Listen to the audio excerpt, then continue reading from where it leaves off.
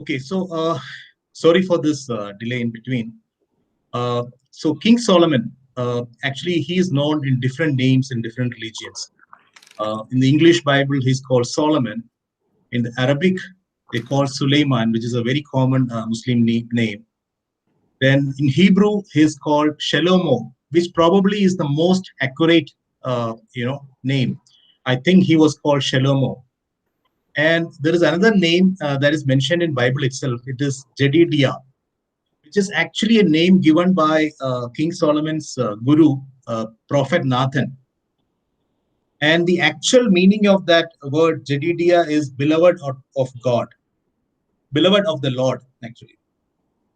So King Solomon, if you really see his, empire, he was the third and the last king of United Kingdom of Israel. When I say United Kingdom, uh, most of you know that there were actually 12 tribes. And you can see that at the bottom of my screen, the different tribes that were there. These were all the different sons of Jacob. So You will each have one to move to the next slide. We can only see the King Solomon, the Follies of the Wise slide. So is it visible now? no. There is some issue with this thing. Yeah, Yes. Awesome. is it visible? Yes, now you can go to the second slide, Brother John. This is the second slide.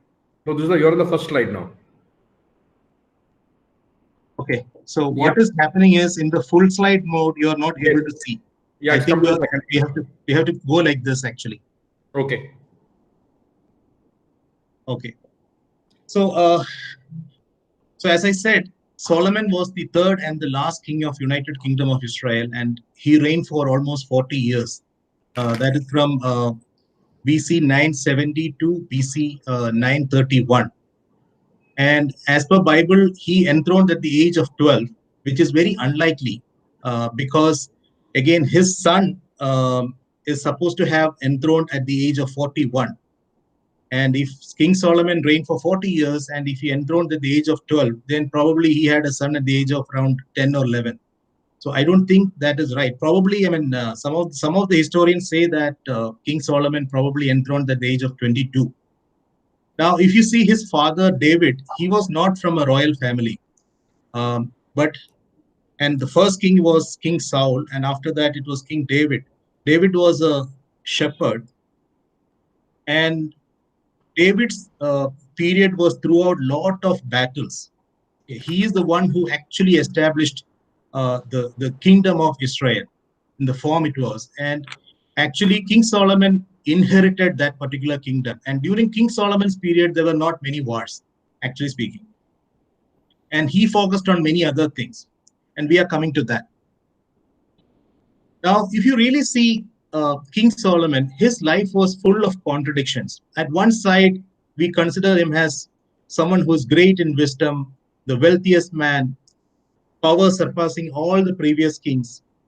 Even Jesus is mentioning in Matthew 12 that he was a teacher of wisdom. Solomon was a teacher of wisdom. He was also a poet, writer, philosopher. There were three books that are there in Bible itself, which he is supposed to have written, and one book is real philosophy throughout. Then he is the one who built the first Jerusalem temple. That we talk about King Solomon's temple. At another side, we can see that he was a very cruel king. He taxed people heavily, and towards the end of his reign, people were really against him. He also killed his opponents, his own brother, uh, to the throne, and he was a slave driver. Okay, and I don't know, this is a negative point, but he is supposed to have around 700 wives and 300 concubines. That's what Bible says. And we can also see King Solomon as someone who sinned and estranged himself from Yahweh, which is another word for Jehovah, which was the king and which was the God of Israel. And we can also see that it led to eventual loss of power and decline of the empire. And this is not from Bible exactly, but That's what the history books say, that towards the end he was not the king. He lost power. Um, Bible doesn't say that, however. And but definitely the kingdom got broken down into different pieces. Then his son could only actually rule two tribes, and remaining 10 tribes got completely dissolved. That's what happened. Coming to the third slide. Um, Now, as I said, he inherited the throne. He was not the natural heir. The first two sons of David, they died, and then there was a third one. His name was 1 minute, please. Let me. Yeah, Adonijah. Okay, he was supposed to be a very handsome man, and he was expected to be the next king, and he himself declared to be the next king. But then Solomon's mother and also Solomon's guru actually conspired to make Solomon the king. That's how Solomon had become the king. And by that time, David was very, very old. And they went and told David that you have promised that Solomon will become the king, and this Adonijah is actually taking over power. So then David made Solomon the king. So that's how Solomon had become the king. Till then, we don't hear much about Solomon, but we hear about all other sons of David. But after he became the king, it is believed and it is written that God has appeared to Solomon in a dream and said, "What do you want? Ask, and I will give it to you." And Solomon had asked for wisdom instead of money, wisdom to rule the nation properly. And God was very pleased with that particular question. And he said that not only wisdom, I will also give you all the wealth in the world. Now, this is a very famous painting that what you see. It's called the Jade Sphinx, about the dream of Solomon by Luca Giordano, which is painted in 1693, okay, where God has appeared to Solomon, had given him his wishes. But anyway, so from then we see Solomon not only a very, very wise king, he's also he has become a very wealthy king, and how he has accumulated his wealth also we can see in the remaining history. And this is a very famous story about Solomon, which actually narrates the wisdom of uh, you know Solomon. One day, two women came to King Solomon's court with a baby, each claiming that it is her baby. Solomon revealed their true feelings and relationship to the child by suggesting to cut the child into two and give one half to each of the women. So naturally, the real mother pleaded not to kill the baby and give it to the other women. And by this strategy, Solomon was able to discern the non-mother who entirely approved his proposal, while the actual mother begged for the life of her baby. So some consider this approach to justice as an archetypical example of impartial justice, displaying wisdom in making a ruling. So this story is told beyond Bible, and it's been narrated in many places. And in the Bible, it is actually mentioned in First Kings, third chapter. Now, coming to the riches of Solomon, what Solomon really did is he did a lot of foreign trade, and that's how he accumulated all his riches. He also used his military power that was created by David. He expanded the military strength. He created a lot of colonies, just like the British did in different parts of the world. He created a lot of colonies in the neighboring states as well. And his focus was primarily on the cavalry and chariot arms. And he used these colonies also to accumulate wealth. There were various governors appointed in each of these places, and all were supposed to give tributaries to Solomon. And he also had trade relationship with Phoenician king Hiram, one of Tyre. And actually, we hear about this name in masonry also a lot. So and this Hiram and this country, they were expert mariners. They built ships at Ision Geber near Elath in Edom on the shore of Red Sea. And King Hiram sent his men who are sailors who knew the sea well to help Solomon's people. So they all had a lot of joint expeditions. for trade and luxury items.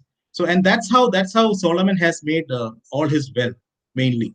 Now, if, in fact, this is a miniature sheet, a stamp that was issued by Israel Post in 2016, featuring Solomon's ships.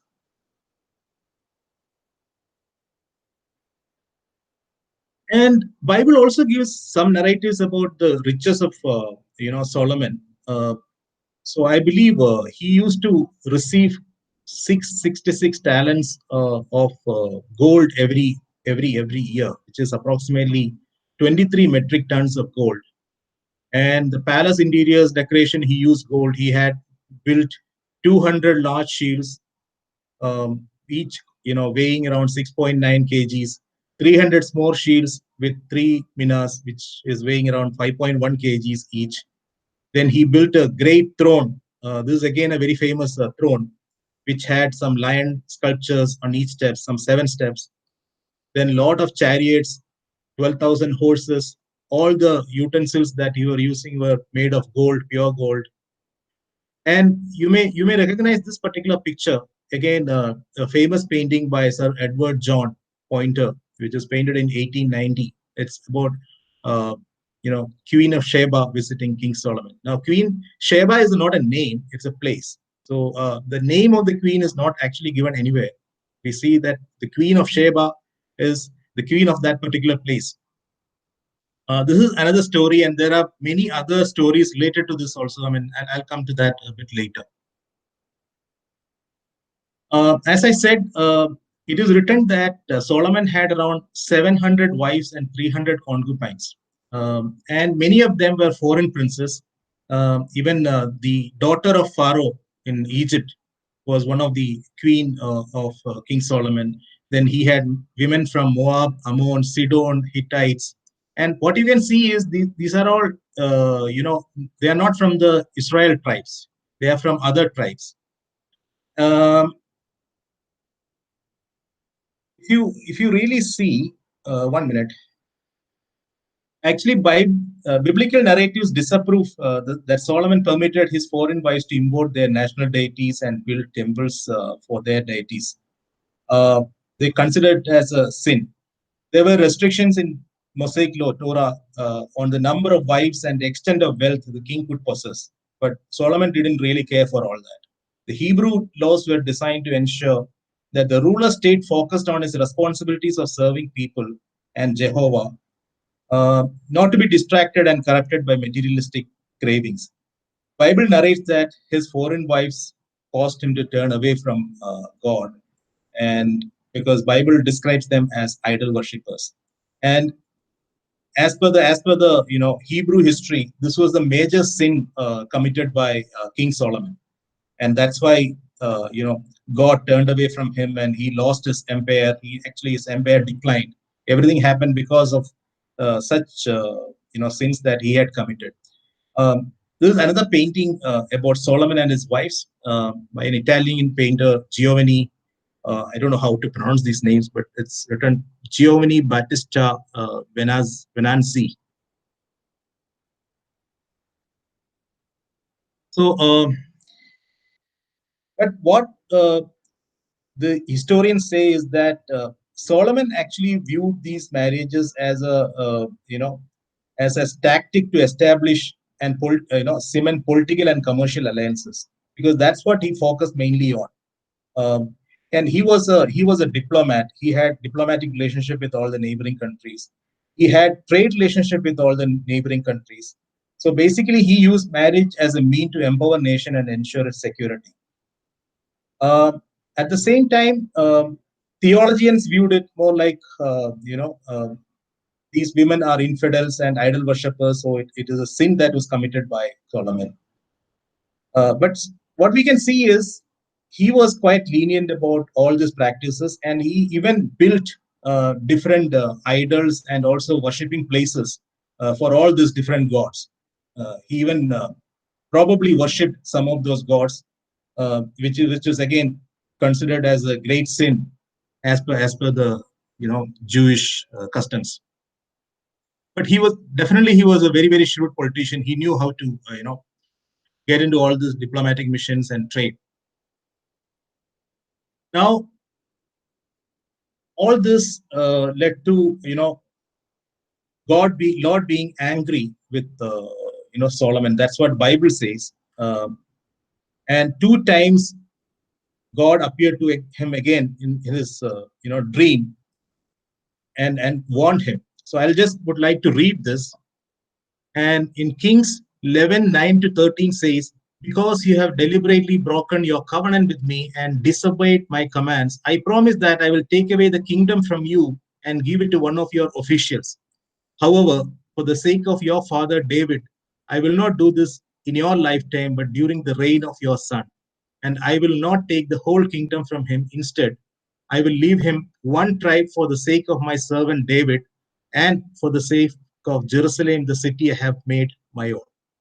And I believe this is what happened towards the end, though Bible doesn't clearly say this.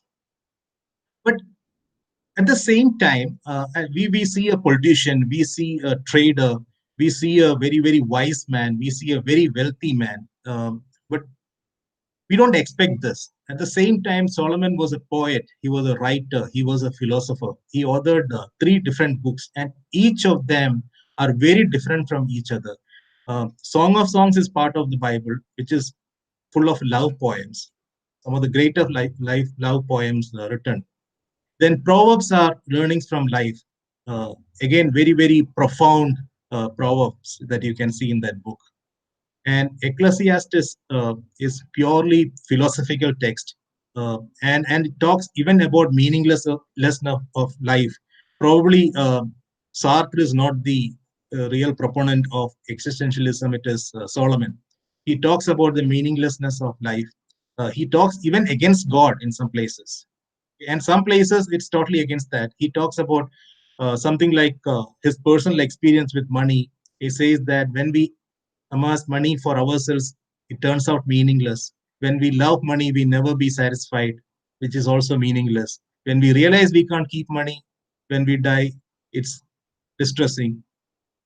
But when we acknowledge God's ownership, we can enjoy things, enjoy work, be content, and be grateful. So probably all this were written later after he's losing power, because when you start seeing Ecclesiastes, the first thing itself, the first line itself suggests that when he started writing it, he was not in power. So what we can see is as Solomon became old and he and his kingdom slipped quickly into decline, his foreign wives worshipped pagan gods. Solomon built temples and altars for those gods and offered sacrifices before it. Much of the national expenses were spent on such construction works. Yeah, that is another thing.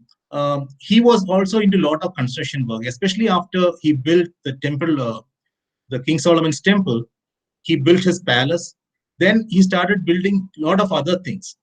Okay, so he again to beef up the resources, he kept on increasing the taxes, and people started really, getting worried. So actually, they groaned under his burden, and that is also mentioned. And this has become maximum during his son's period. So his son also continued doing the same thing. He kept on increasing taxes, and that actually led to the division of his country into different parts.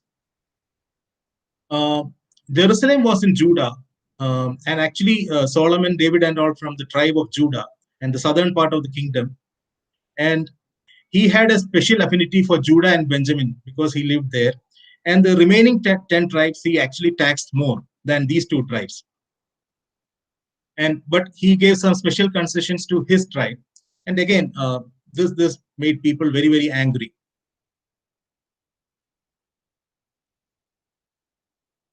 So, as I said, though Bible doesn't talk much about Solomon losing power, as per the Hebrew literature, he actually lost his royalty, riches, even his rationality on account of his sins. Uh, that, as I said, if you read Ecclesiastes, the first line say that I, the teacher, was king over Israel in Jerusalem, and then he talks about the meaninglessness of everything. So he's saying I was king over Israel in so that means when he was writing this, he was not really the king.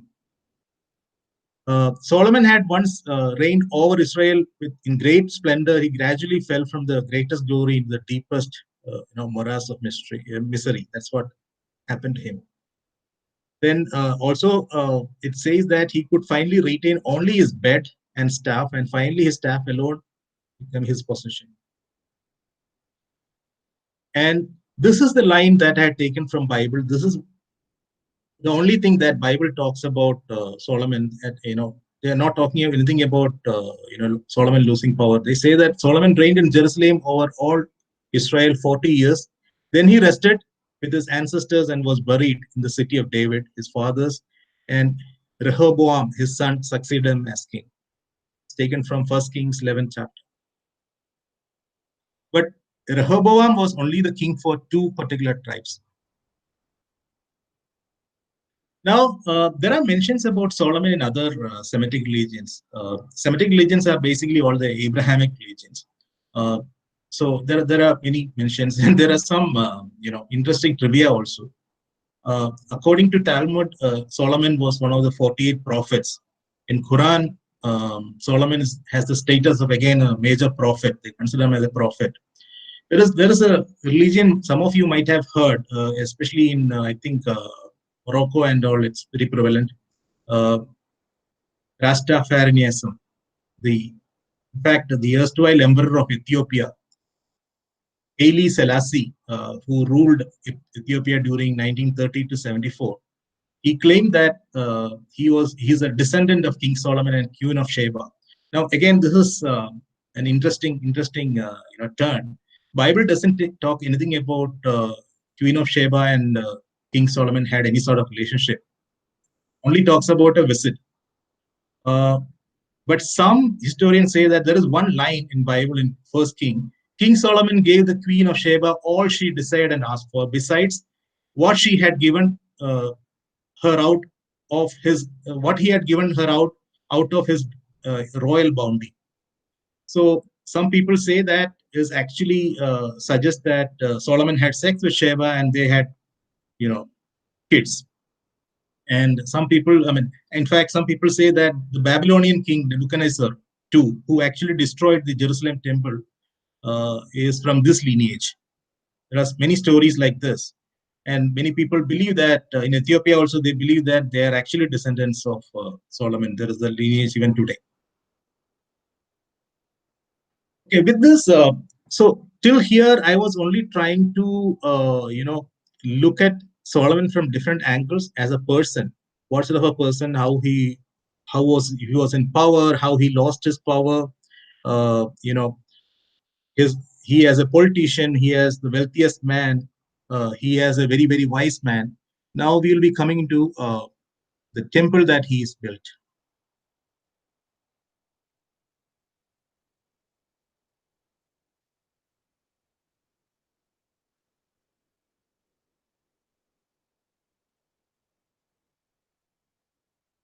Okay, so this temple, King Solomon's temple, is supposed to be built in the Mount of Moriah. This place was selected by King David, and he prepared everything to build this particular temple. Supposed to be built somewhere between BC 964 and 956. In Bible itself, there are two different time periods that in some places they say that they built the temple in 7 years. In some places they say that that it was built in 20 years. But some of the history book says that actually it was built in 7 years, but the consecration was done after 13 years. So it actually took 20 years, 7 plus 13. And during that period, after he built the temple, he actually focused on building his palace. And after building his palace only, actually he consecrated the temple. But then there are various versions of that in various history books. Bible itself says in one place 7 years, another place 20 years. Now, some of the key characters in masonry as well as in Bible. One is Hiram I. He is also known as Adoniram, the Phoenician king of Tyre. He ruled Lebanon between 969 to 936. And another period that is given is 980 to 947. We don't know. All these different dates are given. But in which way, even today you can see his tomb in the village in South Lebanon. Uh, his tomb is still there. He's and he was a friend of David. He was a very, I mean, he's an ally of David, and because of that he has become a friend of Solomon also. So I have quoted some lines from Bible directly here. In Second Samuel, fifth chapter, it says, David became greater and greater for the Lord God of hosts, and was with him. And Hiram, king of Tyre, sent messengers to David, and cedar trees, also carpenters and masons, who built David a house. So that means even before building temple for King Solomon, he helped David to build a palace. So he was friends with David. And when Solomon became the king, Solomon had sent a word to Hiram, and this was a letter he had sent, as per First Kings. You know that David, my father, could not build a house for the name of the Lord, his God, because of the warfare with which his enemies surrounded him, until Lord put them under soles of his feet. But now the Lord, my God, has given me rest on every side. There is neither adversary nor misfortune. And so I propose to build a house for the name of the Lord my God. As the Lord said to David, my father, your son, whom I will set up on your throne in your place, shall build a house for my name. Now, therefore, command that the cedars of Lebanon be cut for me, and my servants will join your servants, and I will pay you for your servants such wages as you said. For you know that there is no one among us who knows how to cut timber like Sidonians. So the first thing that Solomon did is to send this message to King Hiram, okay, of Tyre, and they had an existing relationship with his father. So also biblical accounts say that when Hiram heard the words of Solomon, he rejoiced greatly and said, "Blessed be the Lord this day, who has given to David a wise son to be over this great people." And Hiram sent to Solomon, saying, I have heard the message which you have sent to me. I am ready to do all you desire in the matter of cedar and cypress timber. My servants shall bring it down to the sea from Lebanon, and I will make it into rafts to go by sea to the place you direct, and I will have them broken up there, and you shall receive it, and you shall meet my wishes by providing food for my household. So Hiram supplied Solomon with all the timber and all the stories they say. Um, so here, what he is asking in return is providing food for his household and his country, and which Solomon has provided. But in another part, after everything was done, it is also mentioned that Solomon had given 20 cities to in Galilee to Hiram as a reward. And when Hiram saw that those 20 cities, he was very unhappy, and he didn't actually take it, but later Solomon converted that into better cities, I guess. Second character is Huram Abi. Okay, what we call Hiram Abif. In Bible, everywhere it's mentioned as Huram, not Hiram. And Abi, there are two versions of it. Abi, Abi, this has come from the word Abba, which could mean father or master. And I could mean my. So it could be my father or my master. And they say that meaning is my master. So he was a master architect. So that's why Huram Abi. Um, there is actually not much mentioned about Huram Abi in Bible, or I mean, I don't see even in the Hebrew history also. I think mostly it's mentioned in the Masonic literature. All that is mentioned is he was the son of a widow from the tribe of Naphtali, and a Tyrian bronze worker. And King Hiram had sent him to work with Solomon. So Interestingly, in some of the churches, I mean, in Chester, St. John's Church, they have a stained glass window, which has architect Hiram, and also in Berlin, Germany, there's a statue of architect Hiram. But Bible doesn't say much about this. But I don't know why there is a stained glass window in a church when Bible doesn't say much about Hiram actually. And there are different versions. In one place, it says that King Solomon had sent for Hiram Abi. In another place, it says that the King Hiram had sent Hiram Abi. So both the versions are given in Bible. Now, actually, I was looking at different versions of the Bible. What exactly they say? Uh, this is the Second Chronicles, second chapter. Okay. The same was translated in different manner. So in one version, they say that this is King Hiram is telling King Solomon, I am sending you Huram Abi, a man of great skill. I am sending you a master craftsman named Huram Abi, who is extremely talented.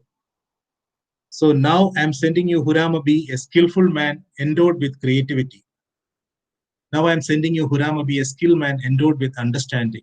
In another place, it says, uh, now I send a cunning man endued with understanding of Huram, my fathers. I have now sent Huram Abi, a skilled man who has understanding. I am sending you a wise and skillful master, metal worker named Huram. So it's translated in different ways in different places. Coming to the temple, this is a cross section of the temple. As you can see, the temple had three places. But again, interestingly, this temple architecture is exact replica of the tabernacle they already had. So nowhere in Bible it says that Huramabi is the architect of this particular temple. Huramabi was the architect of some of the other things which are associated with the temple, which definitely includes the two pillars and some of the other things that they have made. But the temple architecture is exactly the same, architecture of the tabernacle. Tabernacle is basically the tent in which they had kept the Ark of Covenant. So they followed the same architecture for the temple also. So it had three parts. There's a entrance porchway, then there's a holy place, then the holy of holy place. And it also Bible also talks about the height, width, and everything. And across the three sides of the temple, I mean, as you can see here, there was a annex which is a three-storied annex. That's what we talk about, how they are entering the pillar. But if the pillar was here, I don't know how they were entering from the south side. But Bible says that the entrance was from the south side into this annex. Another view of this, you can see that, as I said, there was an outer courtyard, then the holy place, then the holy of the holies. Okay. Then various things were kept inside. There was a in the outer courtyard there was an altar of burnt offerings. Then there was a big bronze vessel where water was kept for washing purposes. Then once you enter, you had these two pillars in the porchway. Then inside you had a table of bread. Then the menorah. Menorah is basically the lamp, the seven armed lamps. Then there was an altar of incense. And once you enter into the old, and there's a veil to enter into the holy of the holy place, where only the chief priest could enter once in a year. And that's where the Ark of Covenant was kept.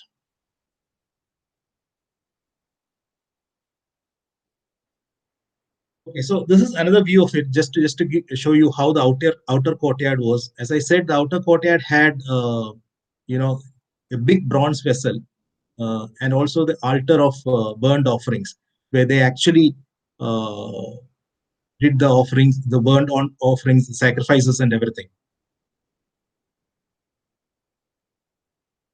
And a closer view of this, how the altar of sacrifice looked like, and you can see a horn at each side of the altar, and this horn actually represented power. And you can also see the bronze tank actually kept on, some oxens, and each three oxens facing each side, each direction.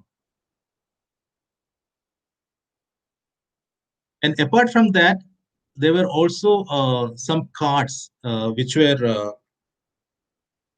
built by Huram, and these were also actually going back. These were also actually built by Huram Abif. These carts were also built by Huram Abif, and it also had vessels which had water, and this were again used for cleaning these animals who were to be sacrificed. And Bible, talks in detail about the two pillars, Boaz and Jachin. But it doesn't really clearly say anything about the globe. It more talks about, it was not a, they call it a chapter, not a globe. Okay, so it is not really global. It is more like, but they talk about the lily work. They talk about the pomegranates. They talk about the height, 8 meters tall, 5.3 meters in circumference. All that has been mentioned. How it looked, how the lily was there at the top, how the pomegranates were there. So all this are clearly described even in the biblical history. Now they're also talking about the main door. It had inlaid palms, flowers, and even cherubs on the main door with gold, inlaid with gold. Then the cross section of once you enter, how it looked like, how the Holy of Holies looked like. So this is how it was. Once you enter, they had again uh, there were cherubs on the walls.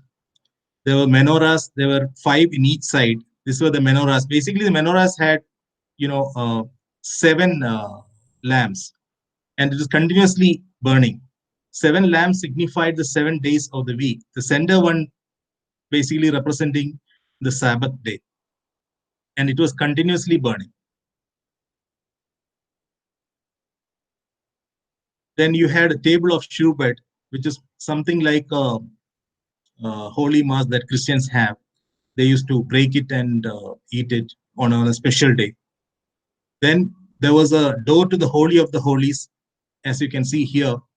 And behind this door, there was also a curtain, which is again in purple, blue, and red color with golden cherubs on the curtain.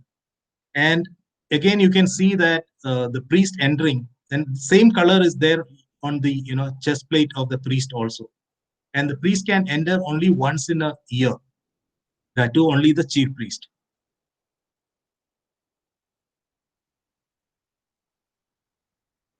And once you enter the Holy of the Holies, there were 2 cherubs with the wings spread, touching both the sides and also touching in the center. And the Ark of Covenant was kept in between these two. The Ark of Covenant is nothing but a box which had which is supposed to have the 10 Commandments, that stone tablets uh, where the 10 Commandments was written, which Moses got from the God.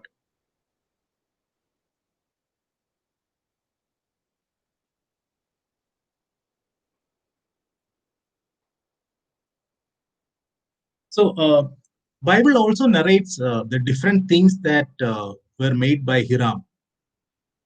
One is of the 2 columns at the front, then the 2 bowl-shaped uh, capitals at the top of the columns, the design of interwoven chain of the capitals, 400 bronze pomegranates in each row of 100 each, 10 carts, 10 basins, the big bronze tank, and the 12 bulls supporting the tank, the pots, shovels, and bowls.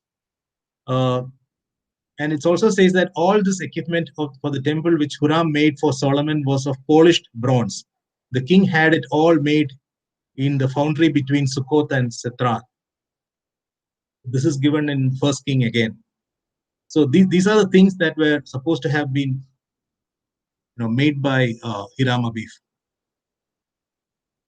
Now, the destruction of the first temple happened much after the period of Solomon. It's supposed to be somewhere in the 587 BC 587, and it was destroyed by King Nebuchadnezzar. He actually expelled all the Jews also out of that place.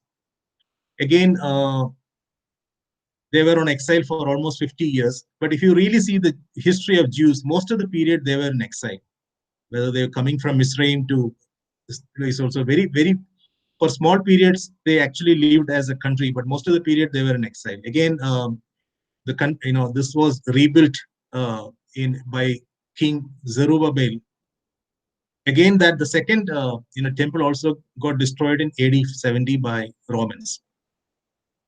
And there are some side stories about a historian Flavius Josephus who was rescued some of the ancient scrolls from the temple before destruction, and this is part of again history. So here we are talking about a man who is mentioned in various religions, who is the most wealthiest, who is the most wisest king ever lived. And we are talking about a temple that he has built. And why is it all so important?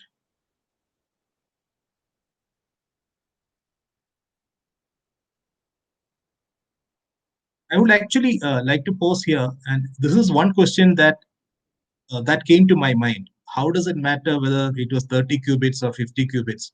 How does it matter whether it is it had hollow walls? How does it matter whether it had 3 colors or 5 colors? Why are we when looking into all this? Uh, One thing that again I would like to quote one verse from the Bible. It is from First Corinthians.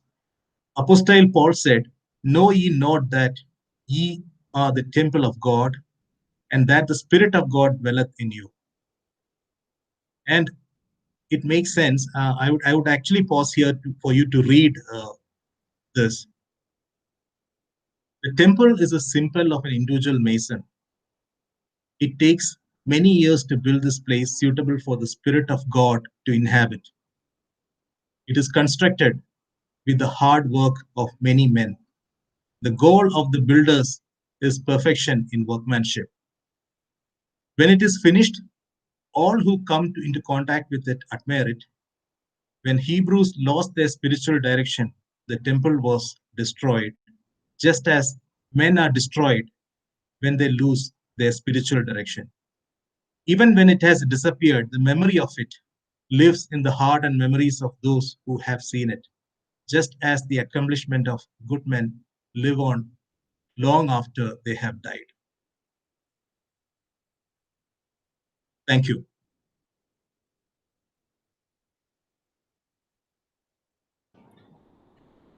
Thanks a lot, Brother John. I think we can open it up for questions if you're okay with it. Yeah, sure. So, brethren, very interesting. Frankly, many parts of it I didn't know. So I got sort of educated on the biblical history of what Solomon meant. Very, very interesting and quite deep. So, brethren, if there are any questions, please do ask, or if there are any thoughts which you would like to share, please do share. Kushal Master, can I go first? Please go ahead, sir. So we saw these pictures and we saw this what I would call as mock-ups or AutoCAD drawings. So how in your research, how uh, how true is the depiction of how the temple would have looked, the altar, the bronze vessel, the inner sanctum, the menorahs?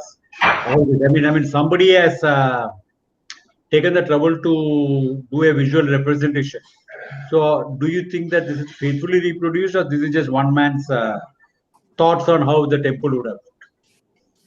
No, actually, it is not just about the visual part of it.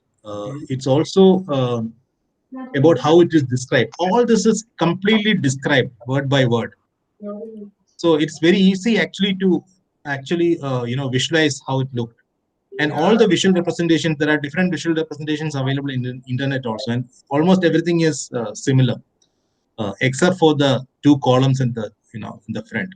So what we talk about in masonry is slightly different from what we see in the Bible, but otherwise, almost everything is similar. But as for the Holy of Holies, the holy place, the outer courtyard, everything is completely described. And it described in multiple places, not just in one, mainly in First Kings and also Second Chronicles. And also some mentions about in some other books also. It's all described in the Bible.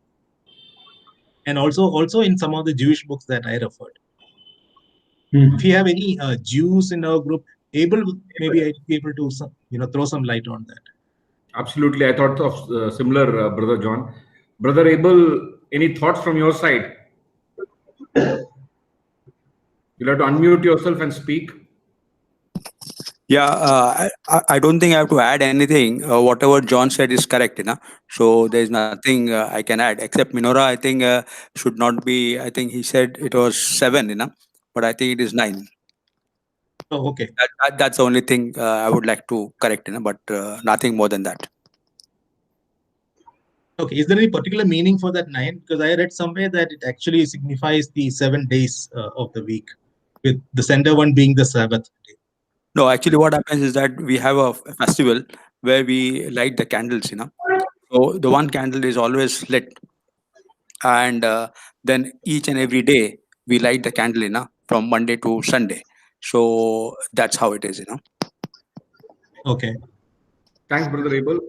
Somehow, I was doing some research on, the numbers and significance in masonry, and I somehow see that, the odd numbers 3, 5, 7, and 9 have a lot of importance in masonry.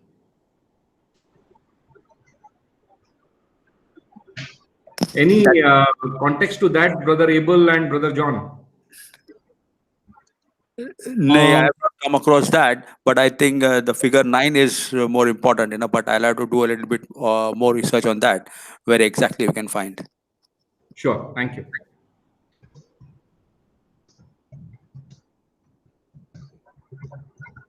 So, would like to have hear thoughts from others too. Yeah, Brother Kaizad.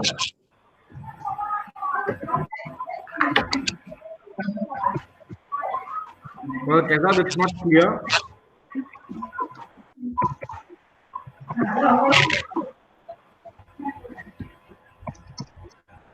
We can't hear you, Brother Kaizad.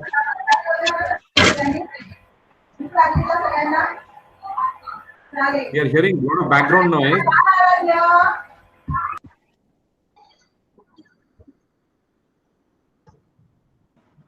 Brother Vijay, you have any question? Now can you hear me? Yeah. Go ahead, Brother Kaizad. Okay. On a lighter vein, Brother Worshipful Master, if I may, Please. you mentioned about the figures 3, 5, 7, 9. If you see, these figures have a lot of significance even in our daily lives. There has been a reason for everything. If there always a scientific reason, I take the figure 5. The figure 5 holds a very important place for the people of the Muslim faith. They do namaz of the 5 times. In the Zoroastrians, there is the 5 times when the offerings are given. In the Hindus also, you see 5 is a figure where it says Panch Paher.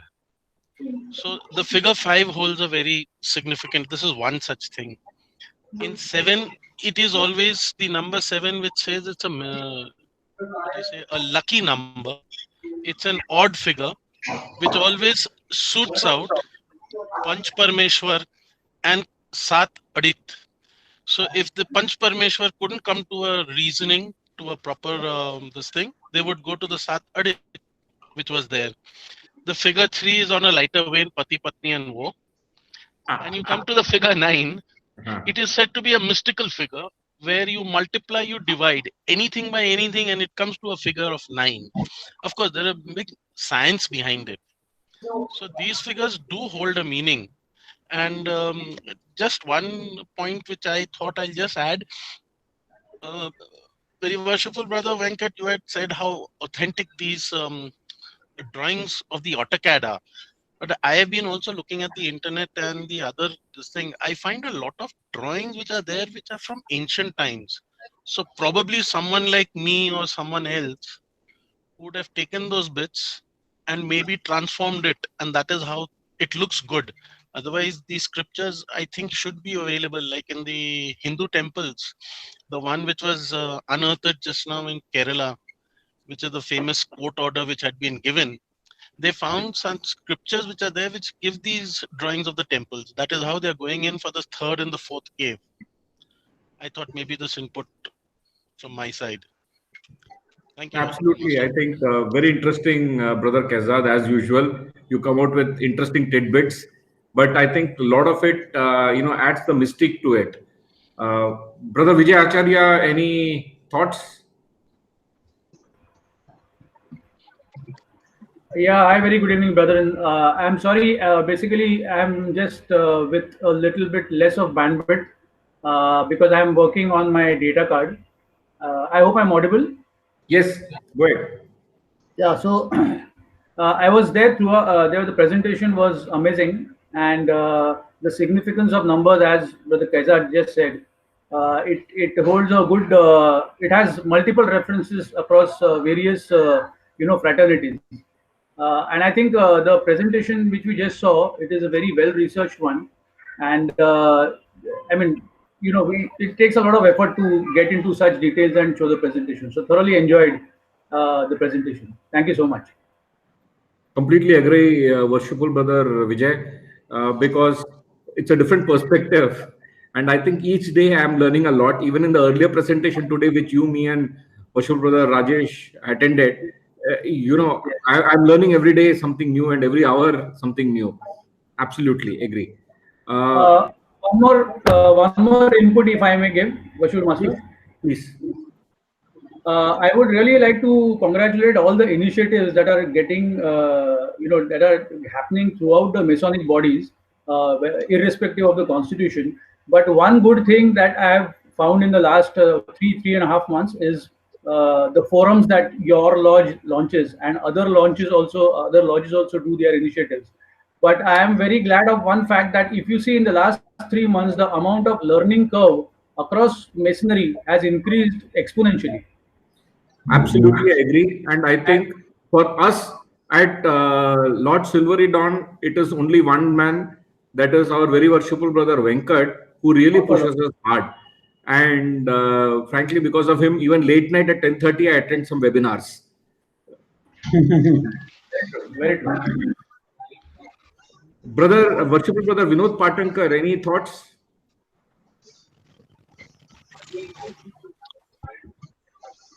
Varshu Master, Brother Kaizaz, will please excuse me. I did my PhD under Dr. David from Pune University more than 30 years back. Wow. And when I did, I was working under him. He was a Jew scientist, Dr. S.B. David from Pune. And he never wanted me to take up any new guideline on Saturdays. He was reluctant. And then he said, no, you should not start the new experiments on Saturdays. You may come in the lab and you may start it on the Sundays. But he never allowed me to work, especially start the new subjects on Saturdays. So he didn't, he was believing that it is a sort of bad omen to start on Saturdays. I don't know exactly because I did not ask him anything about it. But from number 7, it just reminded me that this is the concept my guide carried on. So that's all. So thank you. Thank you. It's an interesting. We have all our own numbers and our days of, where we see that it's lucky day, or where we decide to be veg or non-veg, etc. These are all faith. Can I add to this, please? Please go ahead, worship brother Abel. I will. It's regarding Vinod Patankar. I will explain you why Saturday he used to always say no. Saturday in the Jewish religion is Shabbat. On the Shabbat day, you're not supposed to do anything. You're not supposed to work. Okay, you're not supposed to cook. Okay, uh, in those days there were slaves. In the olden days, the slaves must take rest. You have to take rest, and even this has been followed today in India. and all over the world, wherever possible. Like for us, for example, me, I am a Jewish guy. Na? On Saturday, I have to work. I have to work because I don't live in Israel. But if I was living in Israel, I will definitely follow that. And all Jewish people, as far as possible, they follow Shabbat. They don't do anything. You are not even supposed to carry money or touch money. You even if you have to go for prayers, some of the Jewish people, they go walking. I know some people who used to go walking to Thana synagogue from Mulund. So there are people who are very very religious. Na? So I think your guide, being Jewish, he didn't want you to take anything new or do anything on a Saturday. It's absolutely Shabbat. Basically, Shabbat starts on Friday night, that is after sunset, and the Shabbat ends on Saturday after sunset. See, so Saturday is a day when he always guided you not to do anything new or come to him also on that day. So thank you, If I brother Abel, for your updates. Thank you very much. Yeah, may even I add, was worshipful educated master, very recently. I was also very educated very recently. Worshipful if I may, Master. Yeah, worshipful brother Rajesh Sampath, your thoughts, please. Worshipful Master, if I may. Uh, Brother Bimal, 1 minute. Worshipful brother Rajesh would like to speak. Sorry, Bimal. Good evening, brother and all. I'll take just a couple of minutes, not more. Thank you for inviting me, worshipful brother Madhav. Wonderful presentation from brother John Mathew of that. Wonderful. Couple of things. One was, you have attended our Irish third degree ritual. Okay. Yes. Now, there are a lot of things which John said in his presentation, which you can find in the third degree ritual as such. It is basically one is the link between David, King Solomon, and Hiram Tyre and Hiram Abif. Okay, Yes. that's a wonderful linkage in that ritual, and I will always welcome anyone who would have not seen the third degree. Whenever we the lockdown is over, and whenever we have a third degree raising as such. So it's a beautiful ceremony, and I would request, it's a beautiful story that we have enacted normally as such. So that picture, that whole thing, and why Hiram Abif saw the widow's son, and he's also given a title of Abif, what is the meaning of that as such, and a lot of other things which will be explained, as such in that. And also regarding that 3-5, few things have been in masonry on 5 with respect to the craft masonry as such. 3 belongs to the 3 degrees that we have in craft, number 1. Okay, and the 5 points of fellowship that we have in the degree workings when we go ahead as such, So that is a significant number as far as masonry is concerned, 3 and 5 as such. And that's it. And I hope our brother Christabel is all recovering well and fine. Best wishes to him for further recovery as well. Thank you. Thanks, worshipful brother Rajesh, as usual. Yeah, worshipful brother Bimal. 57. Yes, I think our DOC is as active as ever.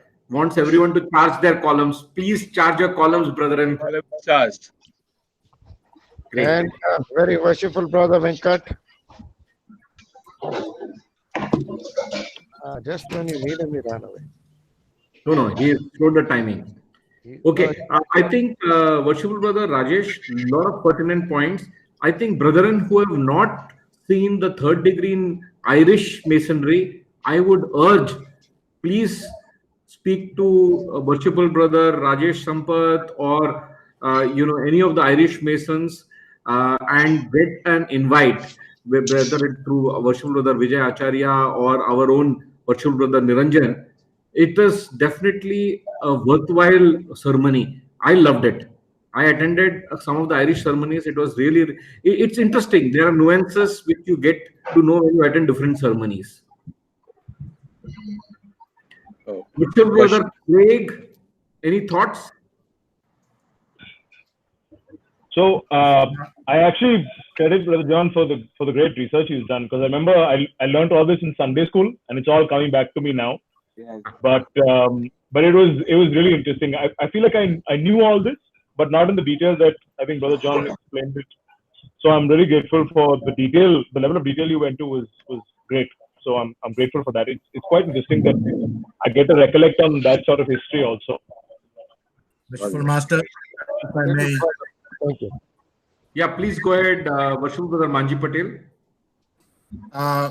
If you all recall, I gave a similar paper on temples of Jerusalem a few weeks ago. Yes. And we also took up King Solomon's temple as well. Now, when we say, how did we know the image of Brother, just 1 minute, we'll just toast and then. Please, Manji bhai, a few seconds, please, with your permission. Go ahead, Worshipful Brother Bimal. Upstanding, brethren. Upstanding. Upstanding, brethren. Two absent, brethren. Wherever they Two are. absent brethren. Absent, brother. Brethren, To the absent, brother. Worshipful Brother Manji bhai Patel, please carry on. In that paper, I did mention that, the vision of King Solomon's temple, there was one person by the name of Ezekiel, who was one of the exiles sent to Babylon. And he had a visionary temple called Ezekiel's visionary temple, which was a prototype of King Solomon's temple. And he is probably the only person who had seen this temple in place before going to exile. Yes. When after 72 years, when the Jews came back to build the Zerubbabel's temple, yeah, Ezekiel was one of the persons who had been exiled together with, and he was the only probably person who had actually seen King Solomon's temple before it was destroyed. Absolutely. I still remember the presentation which you had made, Worship Brother Manji. I think, frankly, thanks to this lockdown, at least I can personally say my own understanding of masonry has improved a lot. Brother Santosh, any thoughts? Hi, worshipful brother. So no, it was a good thing, good presentation as far as a layman is like me is concerned, and I personally feel that this that I put in my comments that this should be one of the repository for every mason who at least passes the first degree, second degree, whatever be the that exact point of presentation can be decided later, should be shown, because it covers the history very well. And Brother John Mathew, you have done an excellent job with highly researched quality material. That's all. Thanks a lot, Brother Santosh, for taking time out and attending this meeting. Really appreciate that. Brother Jeff, your thoughts? Well, thank you, Moshe, for inviting me. An excellent presentation, Brother John. For me, it was, as a new mission, extremely, informative, and to know the history that we as Masons are built on the whole. I had one question though. In the Irish, the brother Rajesh mentioned the third degree ceremony in the Irish. Is the stories and the nuances that are mentioned there connected biblically to the story of King Solomon, or is that also evolved Masonically? I think once your third degree is over, you will more enjoy it. I really look forward to it. Unfortunately, this lockdown slowed down my process, but I really look forward to it. You will really enjoy it. And once as worshipful brother I think very worshipful Madhavna has said that once even I would want to visit the Irish raising. I do not know, and I look forward to it post the lockdown. And since I am unmuted, a great job. Thank you so much, Brother Craig. Just on the 357. We also remember the 7 liberal arts that we talk of in one of the degrees. Yeah, we also have Worshipful Brother Niranjan, who is both a past Irish master as well as he's also an English Lord. Brother Niranjan.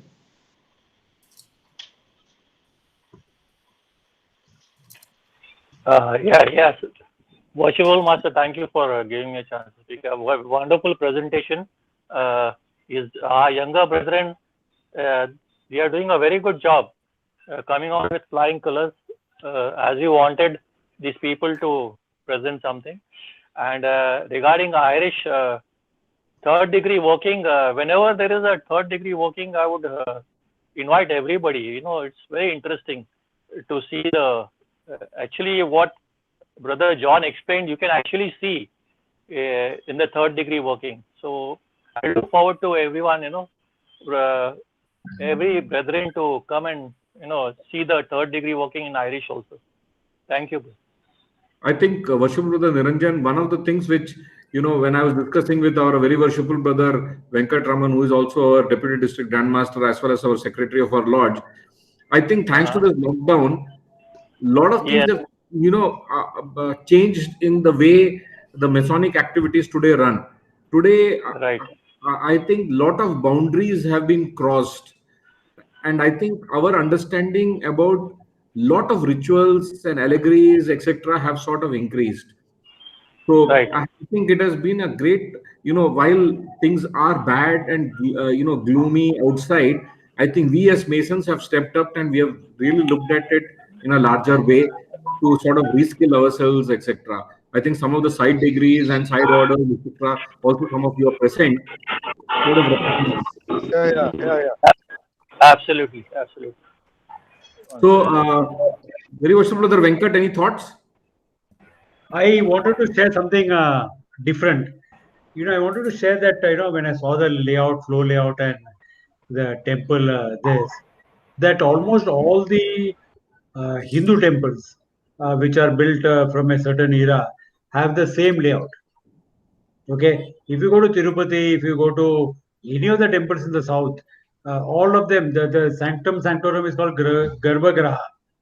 Okay, which actually means the womb of the mother. Garbhagraha. It's called the this, and then the outer this, and how it is built.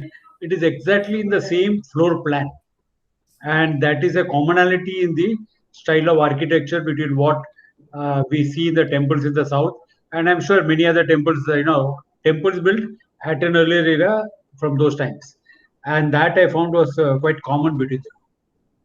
And the Vastu aspect as well, very worshipful. Yes, the Vastu aspect is always there. For example, the first foundation stone is laid Northeast in the corner. eastern direction, which is the northeast direction. Worshipful Master. Yes, I was about to call you Worshipful Brother Bibal. Thank you. Further to Brother John's superbly researched and presented paper, it showed the hard work that he put in, showed. Superbly done. Anyway, I have no option but to connect to religions with regard to the history of that area or even of the world for that matter. Now, Solomon was called Suleiman in Islam. Islam came substantially later. We are talking before Christ. And Islam is of the last century. So, Judaism is probably one of the religions which is among the oldest. A lot of claims by a lot of people, Hinduism being one, Shinto, whatever. We are not concerned with religion. Now, a lot of symbolism in Masonry comes from Judaism, which probably means that Masonry, although it has a recorded history of only 300 odd years, is probably substantially older, because the first Masons might have been from that region. And because they were from that region, these were the symbols available to them. And therefore, they drew upon these symbols to present their workings and their understanding of what they thought should be a non religious but an organization of good people. Virtual Master, please correct me if I'm wrong. Thank you.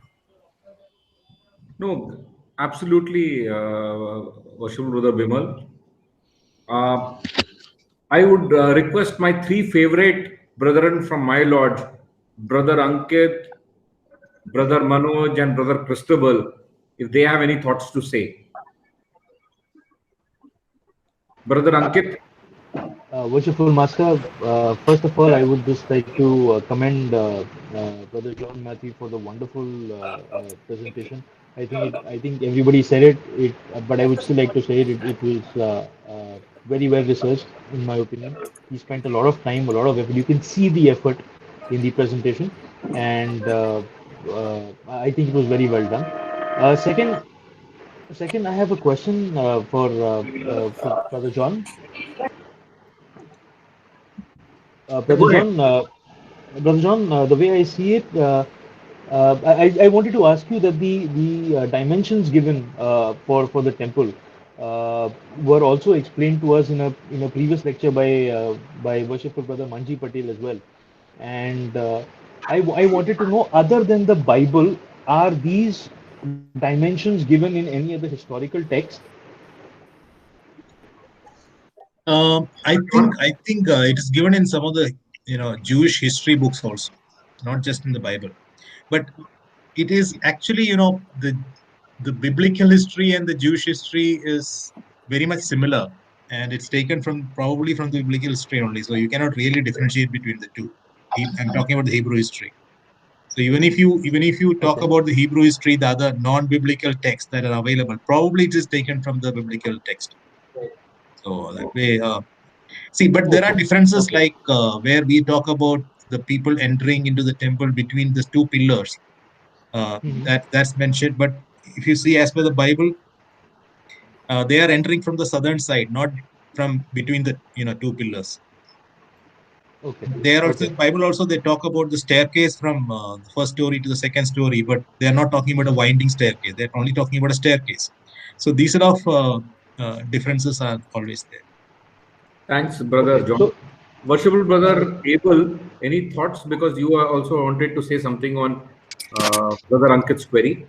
Yeah, not on Ankit's query, but regarding Bimal Shastri, I would not like to go deep into the religion, but I would like to express something which I came to know when I was sailing out at sea. I was sailing with a Muslim gentleman, and in the evening, he used to always read his Quran, and after that, we used to have beer.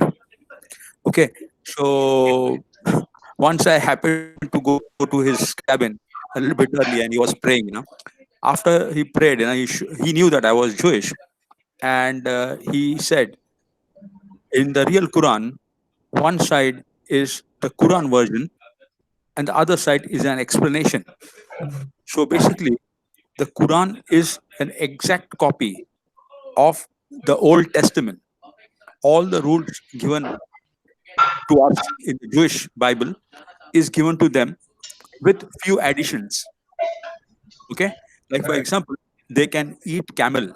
Okay, because there were plenty camels in that area, so God gave them concessions. Okay, so basically, what Bimal Shastri was saying, that the Quran has come at a later time. That's true, but it's exact copy of the Old Testament. Also, I would like to add something. In those days, there were a lot of wars taking place in that area. You see, and that is the reason God gave them concession to marry three times. Okay? Now, getting married three times, there is a rule for that, which he explained to me out at sea. He says the second time you get married or the third time you get married, you cannot marry a girl who is not married. The second and third wife that you get married must be a widow, because in those days, if a widow is there, the people used to look in a different angle at them, in the bad angle. So once a widow gets married, she has a support from a man. So that is the real reason why the Muslims are allowed to get married 3 times. Thank Four you. times. Four times. Worshipful, Three times. worshipful, worshipful master. Yeah, brother Bimal. See, there are a lot of things in history which explain a lot more things spectacular and very easily. But unfortunately, they infringe upon the religious area. So it is preferable to avoid them and stay away. Generally try and understand what we can from what we know and what we have read, because we do not discuss religion and politics. No, As this we was basically to understand what was the context. I think you made your point. I agree with you. But I think Worship Brother Abel also made his point on how Yes, things sort of developed over yes. decades. Yeah, I have a book here by an eminent historian, Pratt, I think is his second name, which explains, like Worshipful Brother Abel just said, the battles in that area were many in those years. And this explains one of the historic battles. He has called it that because he says the battles that he has described in the book changed the course of history. And one of them is against Iran and Saudi Arabia. That was the deciding battle when the Iranians lost and the Persians, they were called the Persians, the Persians lost, and from where Islam spread and then started assimilating the rest of the religions, whatever.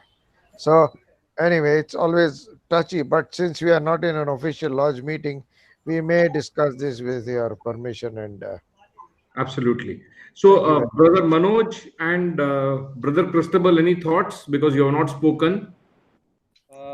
Good evening. Worshipful Master, if you may excuse me, I like to excuse myself, please. Brother Kezad, I would please join in. Please don't leave us so early. Just give us 10 minutes more. I have another one coming up. So since the question answer session is on, I thought I'll just excuse myself, get myself ready Please, for the please, next one. please. I'm sorry. I'm sorry for that. No, Please sir. do that. But it is Please. a pleasure, sir, and a very very educative thing. Thank you very Thank much you. for the Thank you for invite. joining in. Thank you Thank for you, sir. joining. Thank you. Thank you. Thank you, Good day. Brother Kezad. Yes, go ahead, Brother Manoj. Vashul Master, first of all, let me thank you for giving me a chance to speak. And first, let me congratulate Brother John for a wonderful presentation and awesome presentation. In fact, very meticulously researched and a lot of hard work has gone. So, I would like to,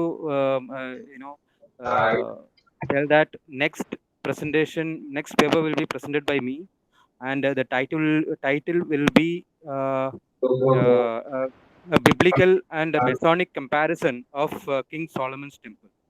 So some of the doubts which some of the questions which appeared in this question answer session, I have certain clarifications on that. It is just a comparison what the Old Testament has said and what our Masonic lecture is saying.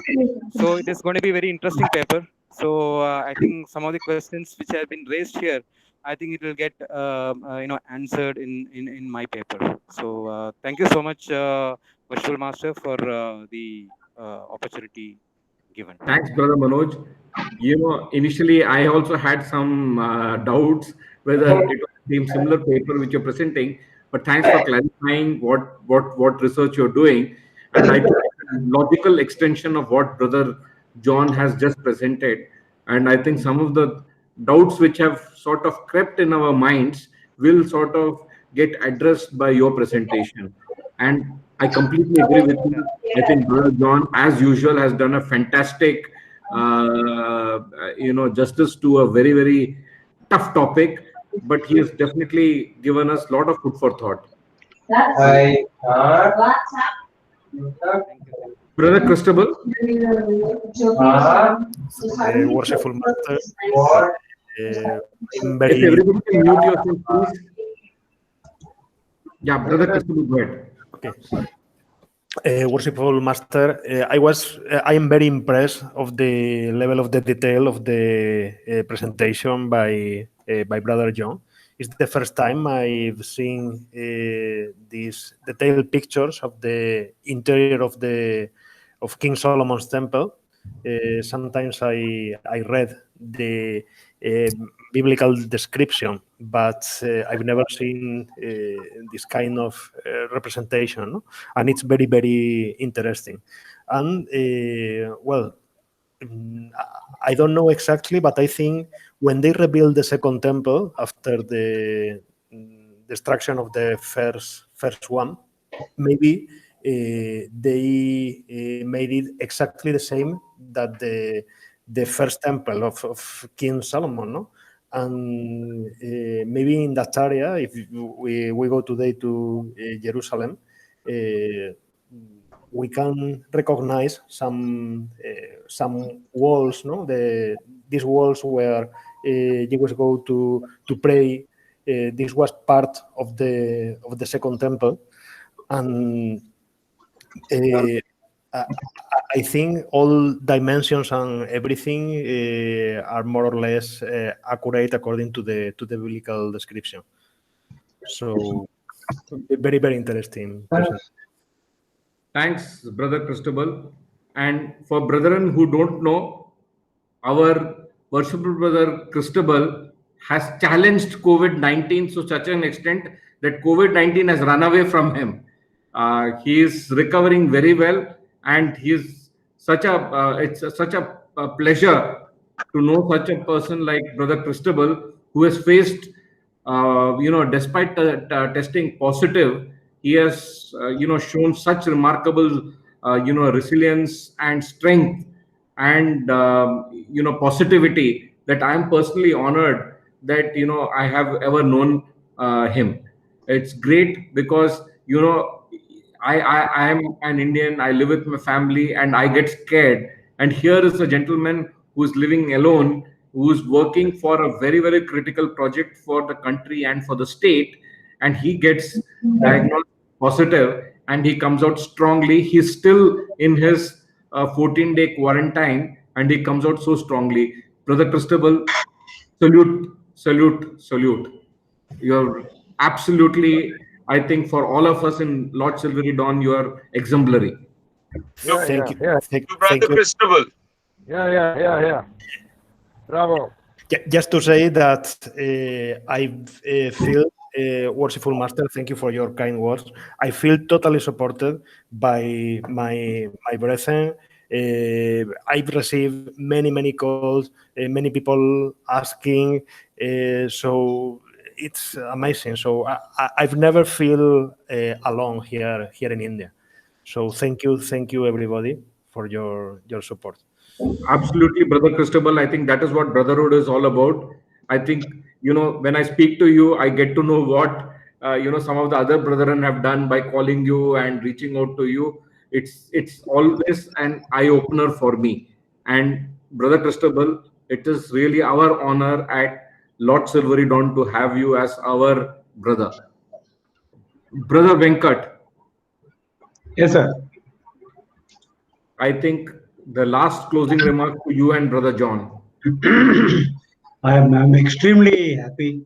I mean, I'm voicing the opinion of many and only endorsing it that writing a paper is difficult. It is not easy. It looks when it's presented, it just looks like 45 minutes of 20 slides or something like that. But beyond that 45 minutes and beyond those 20, 30, 36 slides to be precise today, beyond those 45 minutes and 36 slides, there's a lot of effort that goes in. and that effort can come only if it is seen as a labor of love, and that came out very evidently in today John's paper. And I really appreciate for all the effort that he took, because we are just seeing a very digested, ready to eat, fresh out of the box meal, but behind that meal there is 6 hours work in the kitchen. So I really appreciate him for it. Thank you very much, John. Thanks very much, Brother Venkat. As usual, you have been a pillar of encouragement for all of us. Thank you. Brother John, sorry, you are muted. You have to unmute yourself.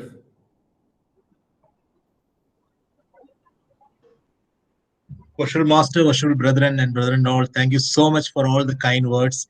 It was really my pleasure to prepare this and present this. In the process, I learned a lot of things which I didn't know.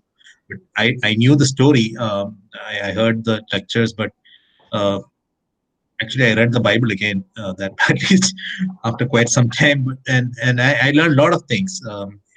Probably I couldn't talk about all of that because it's only 45 minutes that I could. But probably sometime we can even extend this to another lecture. It was really nice to talk to all of you and all the kind words. Thank you so much, brethren. I really enjoyed it, and I'm happy to know that you also liked it. Thanks, Brother John. Really appreciate. As a master of the launch, you can't have anything much, more than such quality of discussions which you have brought in. I will leave this time around for the last word by our own and none other than our one and only Brother Bimal. Otherwise, he'll chew my brains. So I will give him the last opportunity. You can't get away from this. There's no option. Okay. Go ahead, Brother Bimal. Further to Brother John's observations earlier, the Rastafarians are a very distinguishable and visible religion, very prominent in the West Indies. Classic example being Bob Marley. Anybody has heard of it? Bob Marley? Do you know Bob Marley? Does anybody know Bob Marley? Yes, worshipful brother. Okay. Bob Marley was Rastafarian. I believe even Viv Richards was. And for the Rastafarians, they claimed that their god was Haile Selassie, which Brother John pointed out for us. And he was descended from the Queen of the union between Queen of Sheba and King Solomon. And I don't know what happened to that name now, but the Rastafarians have a few very distinguishing features, which are those dreadlocks. Like our Naga Babas have those dreadlocks.